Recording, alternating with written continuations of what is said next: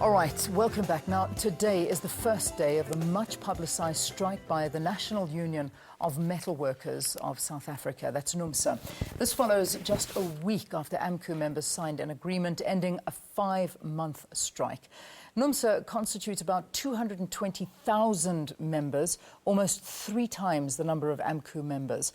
Talk to us about this morning's strike is NUMSA President Andrew Chirwa. Good to have you. Welcome to the program. Good morning. Thank you very much. All much. right. So it's all systems go. You're hoping for 12%. That's what your demand on the table is. Will you settle for less, or is that your final level you drop into? Look, we take mandates from workers. The mandate that we have at the moment was to revise our 15% opening demand to 12%. Which we think that it's already moderate as things are, especially taking into account the harsh reality that confront workers today, from transport costs, from rising food costs. As we're speaking now, you were speaking about the petrol, which is now going to increase again.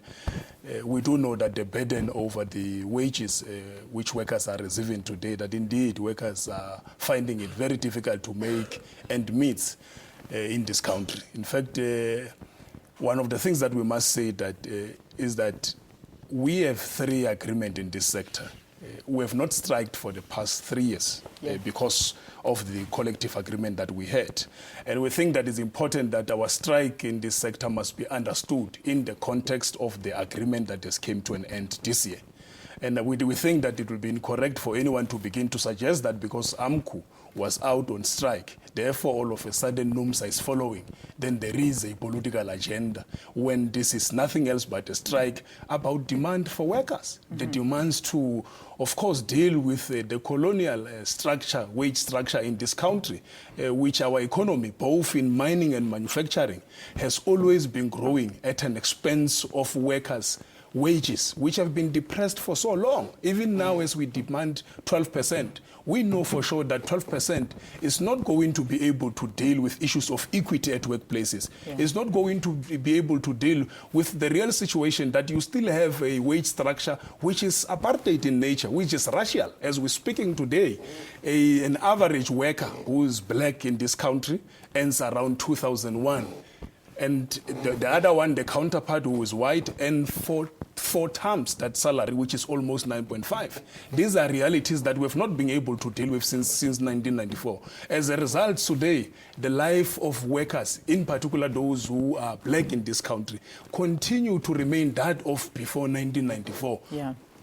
It looks like, from what we've seen with the previous strike now, with AMCU's strike that came to an end, it almost feels as if the unions are wanting to rewrite history in South Africa right now.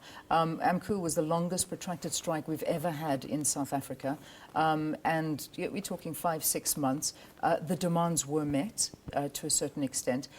Are you prepared as NUMSA to follow the same route? That basically these are your demands, and it doesn't matter what anybody says, you are not moving off of this demand, no matter how long you stay away from work. Is that the mindset that you're going into the strike with? Look, what we could say is that it's now 20 years since 1994. Workers have been waiting for a national, minimum wage in this country.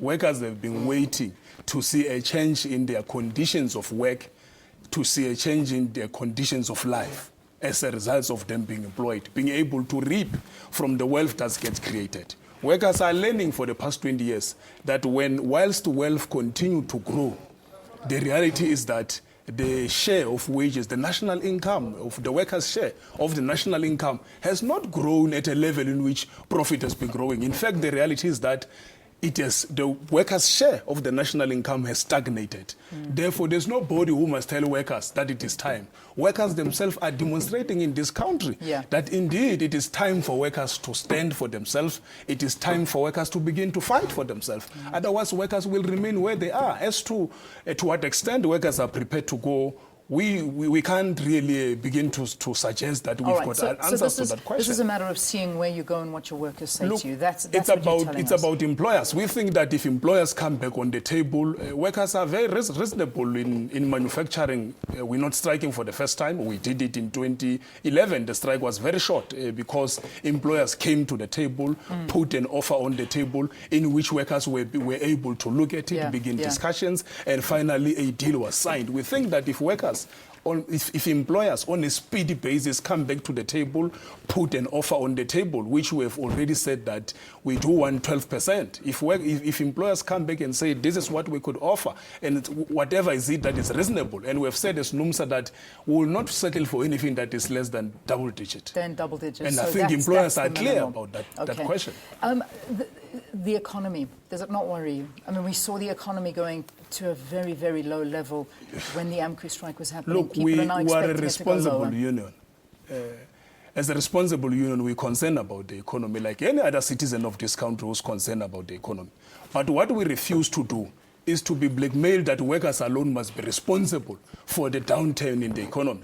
When the economy was doing very well, all those who are speaking about the economy today never came out and asked question that what are we doing with the wealth that gets created. Nobody came out and say we've made lots of profit beyond what we've measured. What is it that we can do for the workers? Nobody asked those questions. And today, there's a drive to begin to suggest that workers must take responsibility. Workers must accept poverty wages so that we safeguard the economy. We think that workers are part and parcel of the economy. Without workers, there will be no economy. So all of us, if we want to build an economy, that economy must be on the basis of us bridging the apartheid colonial wage that we have, must be on the basis of us dealing with questions of equity, must be on the basis of all of us being able to ensure that workers in this country receive at least a minimum wage so that workers can live. But if we think that we're going to build an economy on the basis of blackmail, when the bosses are eating, workers continue to suffer, then as a result, we think that there will be any sustainable economy. From where we're sitting, we think there will be no sustainable economy. All of us, we must take responsibility. We must share in the wealth of this country. And that's what we think that will bring a balance to ensure that all of us, indeed, we protect the economy. We take ownership of the economy. But at the moment, with the level of inequalities, it will be very much unfair to expect workers to take the burden alone. Let's just give details finally and very quickly. Where does it start? What time? What are the plans for this morning? Look, today is the first day. We're calling on all workers in engineering and metal sector to go to the picket line in various provinces. We've got a march here at Newtown, at Gerald Square, where we'll be converging, where we'll be marching to SIFSA offices in town, which is the employers in the industry. We have another march in KZN. The other march is in Eastern Cape, where we've got two marches in Eastern Cape, both in Port Elizabeth and in East London. Also, we've got a national march as well in Cape Town, both in Cape Town City, including George as well. So we do have 6 marches today in total. So it's the first day. We're going to hand over a memorandum to the employers organization. From tomorrow, we will be meeting at picket points in various industrial units where the strike will be continuing, where we'll be able to interface with members on a daily basis. And a very, very quick and last question. I know that we're running out of time. We've run out of time, but the most important thing is we've got tweets. I've heard people talking about intimidation and lives being lost in these strikes. Some workers don't want to go on strike. Some people don't want to sacrifice earning their wages and living without that income. What's going to happen to them? Are their lives protected? Look, we don't have in our strikes that we had a history of such violence that to an extent that people are killed or lose their lives. We've always, as NUMSA, been principled to condemn violence because we believe that a strike action must not have any form of violence. We must condemn violence because a strike must be peaceful. It's a right that is provided by the Constitution.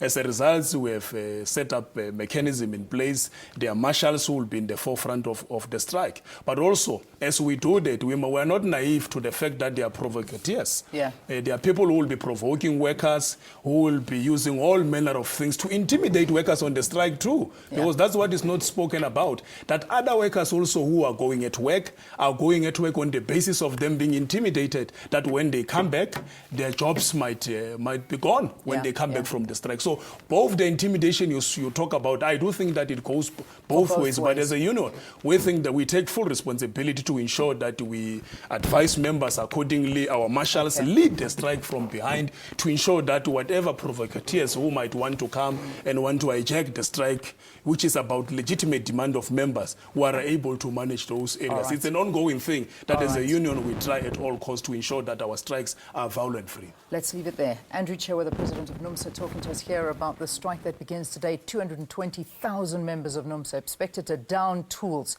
in the metal and engineering sectors. All right.